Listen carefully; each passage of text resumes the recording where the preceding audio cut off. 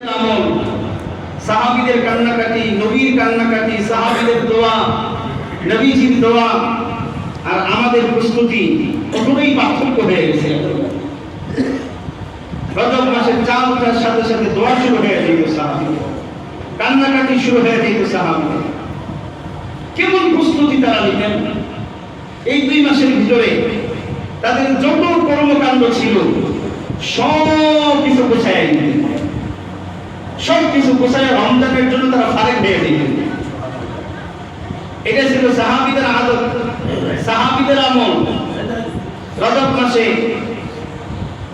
শাবান মাসে তাদের ব্যবসা বাণিজ্য, ঘর বাড়ি যত কর্মকাণ্ড আছে সব কিছুকে গোছায় নিতেন। রমজানের জন্য প্রস্তুতি গ্রহণ করতেন, রমজানের জন্য ফারেক হয়ে যেতেন। কেন? ওই এত দামি একটা মাসের কদর, দামি একটা মাসের মূল্যায়ন, দামি একটা মাসকে স্বাগত জানানোর জন্য যেই পরিমাণ প্রস্তুতি নেওয়া দরকার, সাহাবীদের জীবনী থেকে আমরা ওই পরিমাণ প্রস্তুতি তাদের জীবনে আমরা দেখতে পাই। ও ভাই, আমি আপনাদের কাছ থেকে জানতে চাই, রমাদান মাস কি দুনিয়া কামাই করার জন্য আল্লাহ দিয়েছেন না আখিরাত কামাই করার জন্য? সবার কাছ থেকে উত্তরটা চাই। রমজান কি দুনিয়া কামাই করার জন্য না আখিরাত কামাই করার জন্য? আখিরাত কামাই করার জন্যই যদি উত্তর হয়, তাহলে আমাদের প্রস্তুতি, আমাদের কর্মকাণ্ড, আমাদের সব কিছু মিলাইলে বাস্তবিক পক্ষে কি আমরা আখিরাত গোছানোর জন্য প্রস্তুতি নিচ্ছি? না, নিচ্ছি না। এত দামি মাস, সাহাবীদের অবস্থা কেমন ছিল? তারা সব গুছাইত, দুনিয়াকে গুছাই এক পাশে রেখে দিত, মাহে রমজানে তারা আখিরাত গুছাইত। তারা তো পুরো জিন্দেগি বড় আখিরাতেই গুছাইছে। তারপরে রমজান মাসকে পাইয়া তাদের গতি, তাদের স্পিড, তাদের আমল, তাদের কান্নাকাটি, তাদের কোরআন তেলাওয়াত, তাদের দান খায়রাত সব কিছু দ্বিগুণ হয়ে যায়। আর আমাদের অবস্থা কি? আমরা মাহে রমজানকে বানাইছি দুনিয়া কামাই করার জন্য। সারা বছর আমরা যা করি আর না করি, রমজান কেন্দ্রিক দুনিয়াকে আরো বিস্তার করে নিই, আরো প্রসার ঘটাই, যে রমজানটা কেমন যেন আমাদের মাঝে আসতেছে। আমার দুনিয়া কামাই করার জন্য, অর্থ কামাই করার জন্য, বেচা কিনা করার জন্য, সম্পদ কামাই করার জন্য রমজান আমাদের কাছে আসতেছে। এটা মোটা উচিত না। বড় দামি মাস শাবান মাস, এটার মধ্যে আমাকে রমজানের প্রস্তুতি গ্রহণ করতে হবে।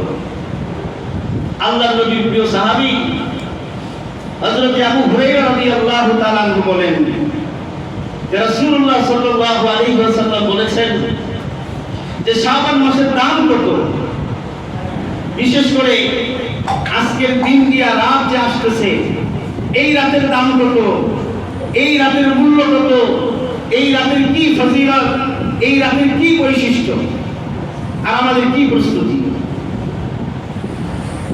আল্লাহর নবীর প্রিয় সাহাবী হযরত আবু হুরায়রা রাদিয়াল্লাহু তাআলা আনহু বলেন, আন্না রাসূলুল্লাহ সাল্লাল্লাহু আলাইহি ওয়াসাল্লাম قال, রাসূলুল্লাহ সাল্লাল্লাহু আলাইহি ওয়াসাল্লাম বলেন,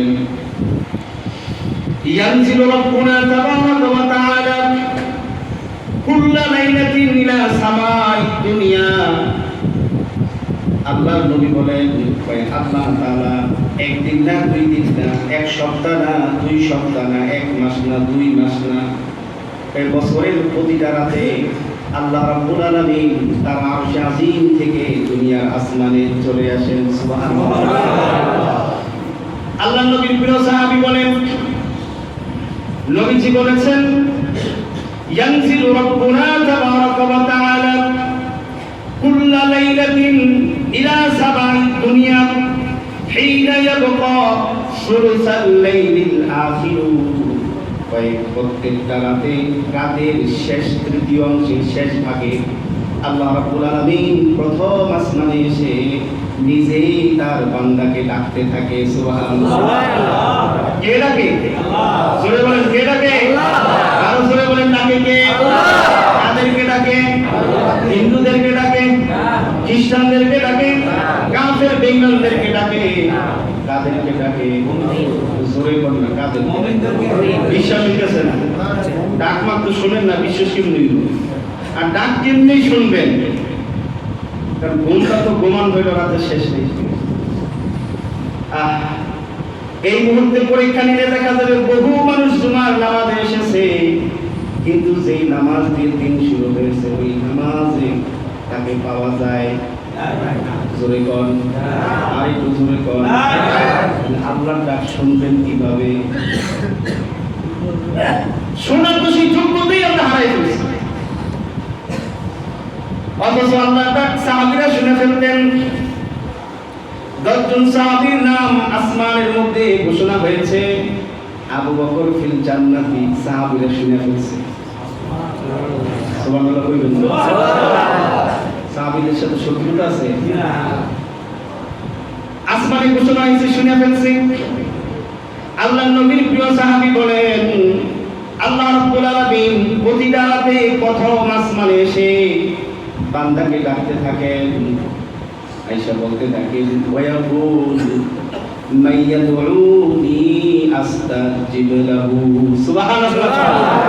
আসলে কেউ আমি আল্লাহর কাছে চাইবা, আমি আল্লাহর কাছে কোনো চাওয়া পাওয়া আছে কারো, আমি আল্লাহর কাছে চাও, আমি তোমার চাওয়া পাওয়া অনুযায়ী আমি তোমাকে সব দান করে দিব। আবার আল্লাহ ডাক দিয়ে বলেন, ওয়া মাইয়াস্তাগফিরনি, আসলে কেউ আমি আল্লাহর কাছে ইস্তিগফার করবে, আমি আল্লাহর কাছে জীবনের সমস্ত কথাগুলো অপরাধগুলো স্মরণ করে আমি আল্লাহর কাছে নীরবে নির্জনে বসে বসে চোখের পানি ছেড়ে দিয়ে আমার আল্লাহর কাছে, আমি আল্লাহর কাছে ক্ষমা ভিক্ষা চাইবে। আসুনি কেউ দিনের গুনাহের কথা স্মরণ করে আমি আল্লাহর কাছে চাইবে, ক্ষমা ভিক্ষা প্রার্থনা করবে। আসুনি কেউ যৌবনের গুনাহের কথা স্মরণ করে আমি আল্লাহর কাছে ক্ষমা ভিক্ষা চাইবে। কোন সময়? রাতের শেষ রজনীতে, যেই সময় পৃথিবীর সব মানুষ ঘুমায়, শুধু ঘুমান না, তিনি বলেন বলেন তিনি কে?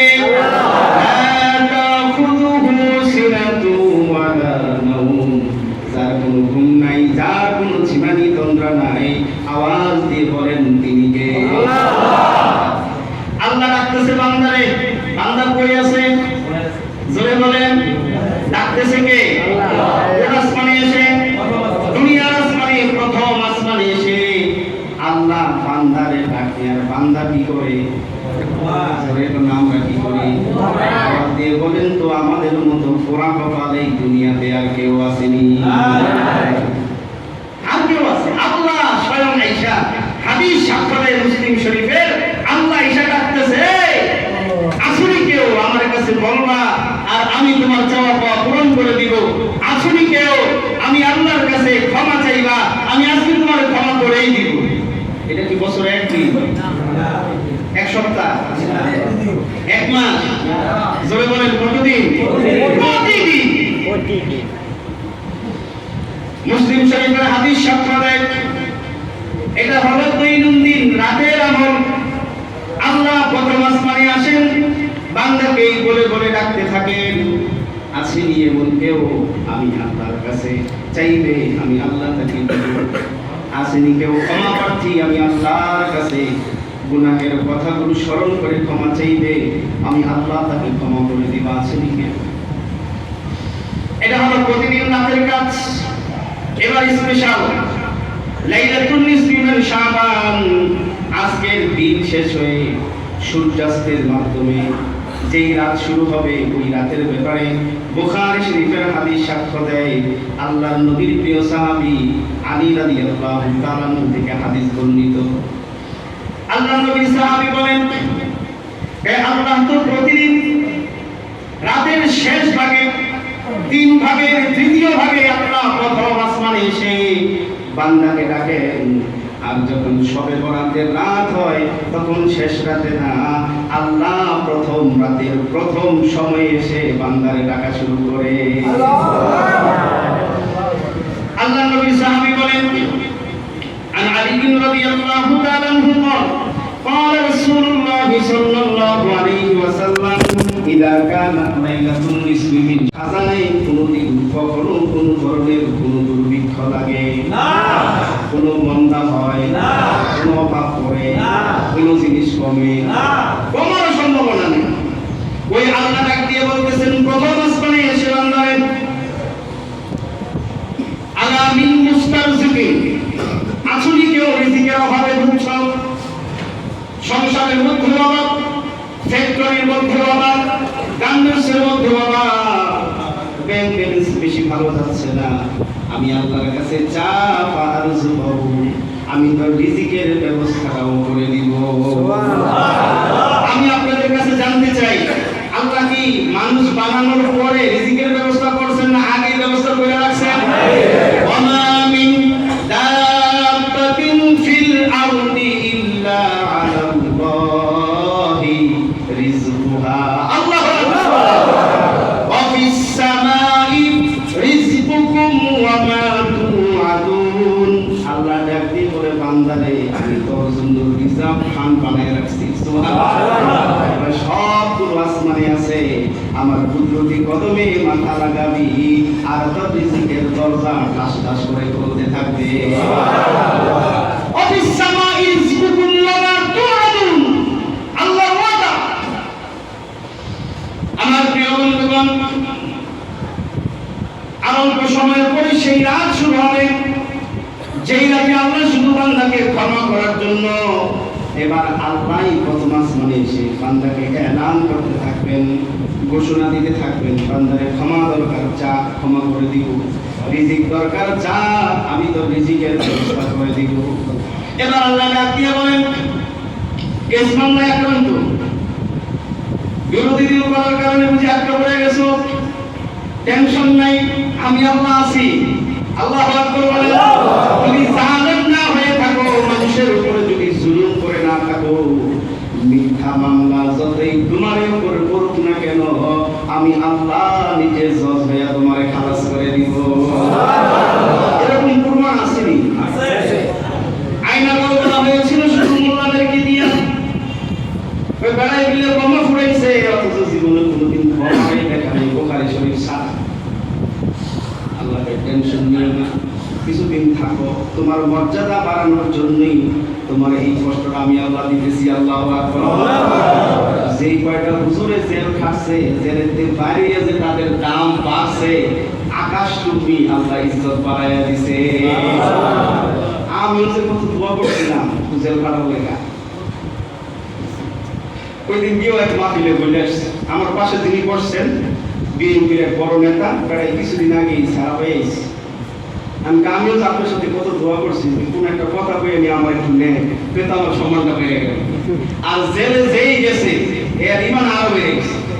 যেই কয়জন হুজুরে জেলে গেছে এর মতামত বক্তব্যটা খালি ইউটিউবে শুনে দেখে, এক একজনে কিতাব মোতালা করতে করতে যেগুলো বাইরে সম্ভব ছিল না, এত কোরআন খতম, এত নামাজ পড়া বাইরে সম্ভব ছিল না, ওখানে বসে বসে কেউ হাফেজ হয়ে গেছে, কেউ কিতাব আদি মোতালা করে সব শেষ করে দিয়েছে। আল্লাহু আকবার। আইনা করে দিয়েও নামাজ বন্ধ করতে পারে নাই। আল্লাহু আকবার। এটার নাম হলো ঈমান। আর আমার সুখে রাইখা আমার এমন ভূতে গিলাইছে, বক্স খাট থেকে উঠা বাড়ির পাশে মসজিদ আইসা ফজরের নামাজ পড়তে পারি না। জোরে কোন কথা ঠিক কি? তুমি কি ঈমানদার? মাথায় টুপি লাগাই ঈমানদার হওয়া যায় না। সুন্দর সুন্দর ঘড়ি দিয়ে ঈমানদার হওয়া যায় না। যায় না। একজন মুনাফিক একজন কাফের মুসলমানের ভিতরে পার্থক্য হলো, আমি মৌলবীর কথা না, বিশ্ব নবী বলেছেন পার্থক্যটা হলো নামাজ। নামাজ যার জীবনে নাই, ওরে যে কি এলাকা মুসলমান দাবি করে আল্লাহ ইজ্জত রাগ করতেছেন বুঝি করে না? আমি বলছি কেন বলছি? এত কেবারের ক্ষেত্রে নাই কিছু ঘুরে রাখে। আমরা কেউ জালেমরে ভালোবাসি না, কারণ আল্লাহ জালেমরে ভালোবাসেন না। আল্লাহ যেই গোষ্ঠীরে ভালোবাসেন না, আমরা নাকান্দা গুনাহগার তারে ভালোবাসি না। চলে কোন কথা ঠিক কি? এবার আল্লাহ ডাক দিয়ে বলেন আলা মিন মুবতালিন ফাউআফিহি, বান্দারে তোর যত বিপদ আছে, যত হামলা মামলা হুমকি ধুমকি যা আছে, আমি আল্লাহর কাছে বল, আমি তো তোর ঘরের দরজায় এসে তোর দেওয়ার জন্য প্রস্তুত হয়ে আছি। সুবহানাল্লাহ। আমি আল্লাহর কাছে চাই, তোর গুনাহ আছে, পৃথিবীর কোনো মানুষ জানে না। যেই স্ত্রীর সাথে রাতের উপরে রাত একই বিছানায় ঘুমাবি সব জানে, কিন্তু এমন একটা গুনাহ জীবনে আছে স্ত্রীর কাছেও বলা যাচ্ছে না, মান সম্মানের ব্যাপার, কারো কাছে বলা দরকার নেই। গুনাহ গোপনে করেছো বান্দা, আজকে নির্জনে বসে বসে আল্লাহর কাছে কান চোখের পানি জমিনে পড়ার আগে জিন্দেগির গুনাহ মাফ হয়ে যাবে। আল্লাহ এইভাবে ডেকে ডেকে বলে, বান্দারে আমি সূর্যাস্তের সময় আসবো, তোদের প্রথম আসমানে তোকে ডাকতে থাকবো, বিভিন্ন বিষয় নিয়ে আল্লাহ ডাকতে থাকবেন। হাদিসে শুধুমাত্র 3টা কথা বলে ইত্যাদি ইত্যাদি ইত্যাদি বলা হয়েছে। সুবহানাল্লাহ। আলা কাজা আলা কাজা আলা কাজা, আরো অমুক অমুক অমুক অমুক ব্যক্তিরে আল্লাহ শুধু ডাকতেই থাকবেন একেবারে ফজর উদয় হওয়া পর্যন্ত। সুবহানাল্লাহ। তাহলে আল্লাহর সারা রাত পাওয়া যাইতেছে। আল্লাহ আল্লাহর সারা রাত পাওয়া যাবে কোন আসমানে? সবাই বলেন কোন আসমানে? আল্লাহ প্রথম আসমানে এসে শুধু বান্দার জবানের দিকে তাকায় থাকবেন, কোন বান্দা কোন জায়গায় বসে বসে আমি আল্লাহর ডাকে, আর কার কি সমস্যা, সমস্যার সমাধানের জন্য আল্লাহ রাব্বুল আলামিন লাইলাতুন নিসফি মিন শাবানে সারা রাত দুনিয়ার আসমানে অবস্থান করবেন। সুবহানাল্লাহ। আপনারা কি করবেন? এশার নামাজ পড়িয়া একদম মেহান্তে একটা চক্কর দিবেন, একবারে হালকা পর্যন্ত, হার বাইতে একটা চক্কর দিবেন একদম কেন্দ্রীয় কবরস্থান পর্যন্ত, অনেকটা দোয়া করে চলে যাবেন টিনটি, একবার পুরো দুনিয়া ঘুরিয়া এরপর আইবেন 12টা বাজে কখন মিনাজাত দিব। আর মিষ্টিটা কম, আর কোন মসজিদে বিরিয়ানির গ্রান পাওয়া যায় আর খিচুড়ির ট্যাগের বাইরে বাইরে আওয়াজ শোনা যায়, ওই মসজিদে গিয়ে সব ফিল করবেন। আল্লাহ বাঁচাইছে, আমগো মসজিদে বিরিয়ানিও নাই, আমগো মসজিদে খিচুড়িও নাই। না করবেন? জিলাপি তো ঠিকই নেই, বাবা বলে জিলাপি দিয়ে মসজিদ করে দিচ্ছে, কি খুশি আমি শত পেয়ে গেছে না, এই খুশিতে বৃষ্টি লেগেছে। আর এগুলো ছাড়ে দোয়ার সাথে বিরিয়ানির কোনো সম্পর্ক নাই, জোরে কোন নাই। নামাজের সাথে খিচুড়ির কোনো সম্পর্ক নাই, ইবাদতের সাথে জিলাপির কোনো সম্পর্ক নাই। আসেনি? আগে ছিল, এখন নাই। আল্লাহ হেফাজত করুন, আল্লাহ হেদায়েত দান করুন। আমার কথা আজকে একটাও বুঝেন নেই, বুঝছেন? তাহলে বলেন তো আল্লাহ কোথায় আসবে আজকে? কখন আসবে? কারে ডাক দিবে? কতক্ষণ থাকবে? ফজরে উদয় হওয়া পর্যন্ত থাকবে। সুবহানাল্লাহ। কিন্তু কইতে মন আপনারা খুশি না বেজার? খুশি। কম না বেশি? বেশি। কখন আসবেন মসজিদে? আপনারা কখন আসবেন মসজিদে? মাগরিব করে তো একজন রইতাম না, এশার নামাজ পড়ে আইসা নামাজ পড়ে আসবেন, আইসা নামাজ পড়বেন, সেও তো আমি প্রস্তুতি নেই। আপনারা কি এশার নামাজ বাসায় পড়ে আসবেন না এখানে এসে এখানে জামাতে? ওরা কতক্ষণ থাকবেন? আল্লাহ তো আছে ফজর পর্যন্ত না, আপনি থাকতে পারবেন না। খেলাধুলা হইতেছে কোথাও কোনো দেশে, হয় না? আমি যতক্ষণ আছি ততক্ষণ আমার তো বাড়ি করে যেতে হবে। তাহলে আমরা অল্প সময় আপনাদেরকে ইনশাআল্লাহ মসজিদে রাখবো, এই জন্য ইনশাআল্লাহ সবাই এখন যাইয়া নামাজটা পড়ে খাইয়া দেয়, একটু ঘুমাই যাবে, রেস্ট, যাতে রাত্রে ইবাদত বন্দেগী বেশি করা যায়। পারবেন ইনশাআল্লাহ? এবং বাড়িতে গিয়া মা বোনরা তো শুনতেছেন, অনেক হয়তো খেয়াল করতেছেন না, তাদেরকে দাওয়াতটা দিতে হবে। রাতের বেলায় তাকে ইবাদত বন্দেগী করার জন্য তাকে একটু সুযোগ দিয়ে আসতে হবে, যে রান্না বাড়া, খাওয়া দাওয়া, হালুয়া রুটি, পায়েস, মিষ্টি, সিন্নান যা আছে আজকে সব বন্ধ। আজকে ইবাদতের রাত, খাওয়ার রাত না। এই জন্য আগে আপনাদেরকে জিজ্ঞেস করলাম যে ইবাদতের সাথে খাওয়ার কোনো সম্পর্ক নাই। আমাদের কি সুবিধা? আগে খাওয়ান, হুজুরের দাওয়াত দিতে হবে, দোয়া করে এটা হবে, তো 10টা আইটেম বানাইতে হবে। কারণ এই দোয়ার সাথে খাবারের কি সম্পর্ক হয়ে গেছে? কোনো তো সম্পর্ক নাই। এই জন্য মা বোনদের ভাবে রেডি করে দেন, আজকে ইবাদতই হোক। যাদের বাসায় টেলিভিশন আছে, যে সমস্ত মুমিনের বাসায়, কামেল মুসলমানদের বাসায়, আল্লাহ ওলিদের বাসায় একেবারে বড় বড় আছে বলে আজকে অন্তত একটু কথা দিয়ে ঢেকে রেখে ছোট ছোট বাচ্চাদেরকে বলে আসেন যে মা আজকে অন্তত দেখিস না, আজকে রাতটা নষ্ট করিস না, আজকে আল্লাহ আইছে প্রথম আসমানে। সুবহানাল্লাহ বলেন। আজকে আল্লাহ 150 মাস পরে আল্লাহ কি আমার ঘরের দিকে তাকায় আর যদি দেখে চলতেছে খারাপ হলে বলেন বরকত মহব্বত রহমত আসবো না যাইব আর আজকে রাত সারা প্রতিদিন চলাইলে প্রতিদিন চলাইলে কি ইমান জাগানো তো আছে আর